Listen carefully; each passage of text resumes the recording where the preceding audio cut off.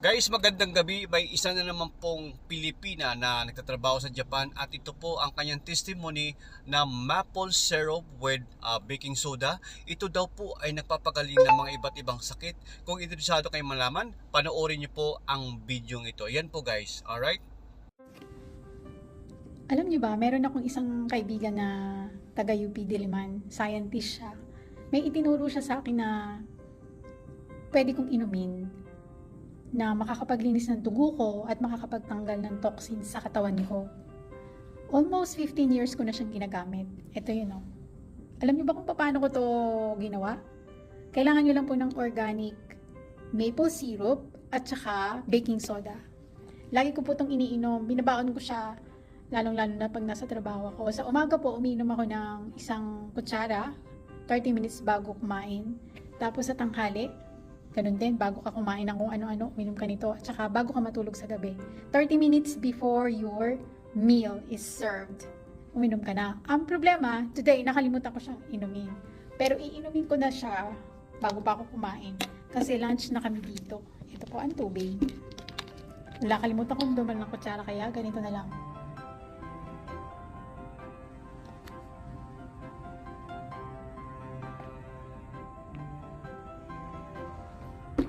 Tansyahan na lang.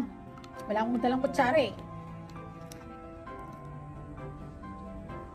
Ito po ay niluto ko. Pinaghalo ko yung baking soda at maple syrup sa mainit na apoy syempre. Pero ano siya, naka-steam. Ini-steam ko siya para hindi siya masunog. Kasi madaling nasusunog yung maple syrup. Kaya ito po yan. Alam niyo bang ito rin yung pinapainom ko sa nanay at tatay ko? Kasi po, matanda na yung mga magulang ko. 78 at saka 79. Pero alam nyo ba, yung tatay ko, meron siyang prostate cancer. Ano pa lang naman, papasok na siya ng stage 2. Stage 1, kapag mamalala na yung stage 1 niya, pakit na siya ng stage 2. 10 years, 15 years ago, sinabihan ko na siya na uminom nito. Uminom naman yung tatay ko at nawala yung prostate cancer niya, stage 1. Ang problema, hindi talaga masarap to, hindi masarap ang lasa. Tumigil for 10 years kung ano-anong iniinom, punta sa doktor. Siguro mga 1 year ago, lumala yung sakit, yung prostate cancer ng tatay ko. Ano na eh, apekto na lahat yung mga organs niya eh. Bumabagsak na yung liver niya, yung baga niya. Eto po, yogurt na naman ang aking pagkain.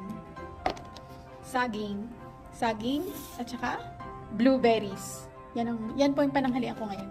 Tuloy tayo sa tatay ko. Yung prostate cancer ng tatay ko lumala. Kasi nga, tinigil niya yung pag-inom nitong maple syrup at saka baking soda. So, ang nangyari sa kanya, bumagsak lahat ng organs niya. Lagi siya, may ubo. May komplikado na sa baga, sa atay. Tapos, hindi na siya masyadong nakakatunaw ng pagkain. Hindi na siya nakakadumi, hindi na siya nakakaihi. Pumunta siya sa doktor. Yung doktor, hindi alam yung sakit niya. So, binigyan siya ng gamot. Walang epekto. Alam niyo, nung pagkainom niya ng gamot, mga after 1 week, alam niyo kung ano nangyari sa tatay ko? Hindi na siya makaihi, hindi na siya makadumi. Nagkatitir na si tatay. Nandito may bag sa tiyan. Nagsabi na sa akin yung nanay ko, parang lalong lumalala yung kalagayan ng tatay ko. Una, nakakadumi pa siya, pero hindi na nakakaihi, kaya nagkatitir. After 2 weeks, hindi na makaihi, hindi na makadumi.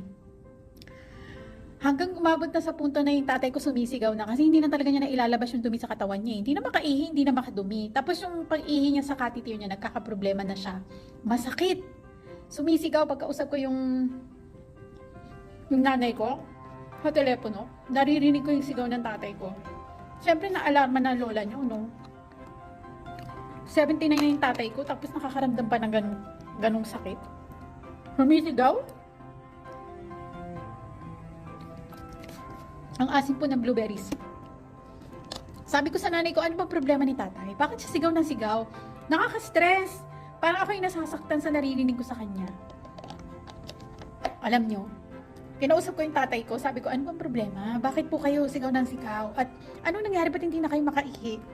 Hindi daw nila alam, yung doktor hindi alam. Ang sinabi daw sa kanila ng doktor, ipapa-opera na lang daw para daw yung matanggal daw yung prostate cancer. Hindi ko alam, basta ipapa-opera. pagkarinig ko ng opera, sabi ko talaga sa parents ko, no, ayoko.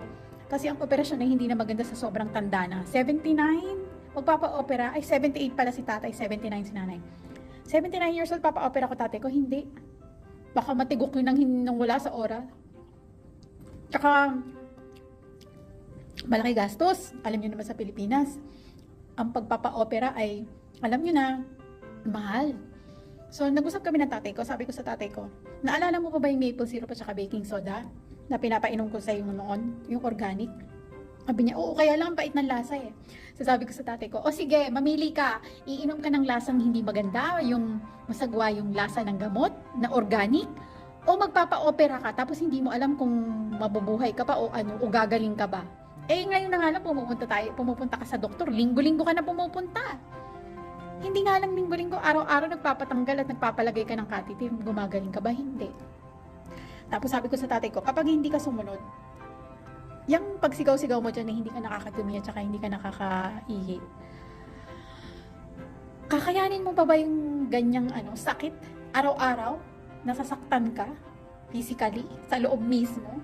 Sabi ng tatay ko, nak, hindi ko na kaya. Sabi niya sa akin, hindi ko na kaya na. Tulungan mo ako. Matutulungan kita. Tawagin mo si nanay. Tinawag niya si nanay, tapos kinausap ko sila, sabi ko, maple syrup tayo, tsaka baking soda. Pag hindi umepekto yung maple syrup, ito, maple syrup tsaka baking soda, balik tayo dun sa doktor, magpa-opera ka. Sige. Ayaw niya talaga magpa-opera. Sabi niya, hindi ako magpapa-opera. Inumin ko talaga yung baking soda tsaka maple syrup na sinasabi mo. Okay lang yan, kaya ko yan, natikman ko na yan 10 years ago. O di ba 10 years ago, hindi niya ininom, hindi niya tinuloy-tuloy. So, tinawagan ko yung nanay ko, sabi ko, bumili ka ng maple syrup at saka baking soda, lutuin mo agad.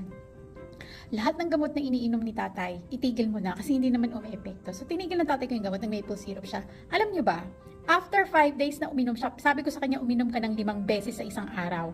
Kasi malala na yung sakit ng tatay ko eh. Alam niyo ba, after 1 week, okay yung kalagayan ng tatay ko. After 2 weeks, ay, nando na sa bubong, nagpupukpok na. Nag-aano na siya, nagko-construction na siya dun sa gilid-gilid ng bahay namin. Nag-aano na, nag-garden na, nakatayo na, naglalakad-lakad na, naglalakwatsa na. Sabi ko sa nanay ko, ano nangyari? Sabi ng nanay ko, ewan ko ba dyan? Bigla na lang tumayo. At siya raw ay magkukumpuni ng kung ano-ano.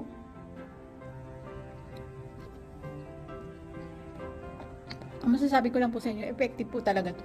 Organic to Hindi to hindi siya gamot na may chemicals. Organic po siya, maple syrup at baking soda. Ito rin po yung iniinom ko araw-araw. 2 beses sa isang araw, isa sa umaga. Hindi po 3 beses, isa sa umaga, sa tanghali, at saka sa gabi. Iniinom ko siya 30 minutes bago kumain. Ang problema today, nakalimutan ko. Kaya, yun po yung sekreto ko, kaya hindi ako nagkakasakit gawa nito. Ano nga po ito? Ito kasi solution ng pinagsamang baking soda at saka maple syrup. Nakakatanggal po siya ng dumi sa katawan, lalo na sa dugo. Yung mga toxins, nakakapag-detoxify po siya. Ito lang po talaga yung pinapainom ko sa nanay at tatay ko. Kaya, ayun po. Healthy sila, tsaka walang sakit. Yun lang naman ang pinapanalangin ko araw-araw na yung tatay at nanay ko maging healthy. Kaya ako, tingnan nyo ako ginagawa ko lahat ng paraan para maging healthy ako.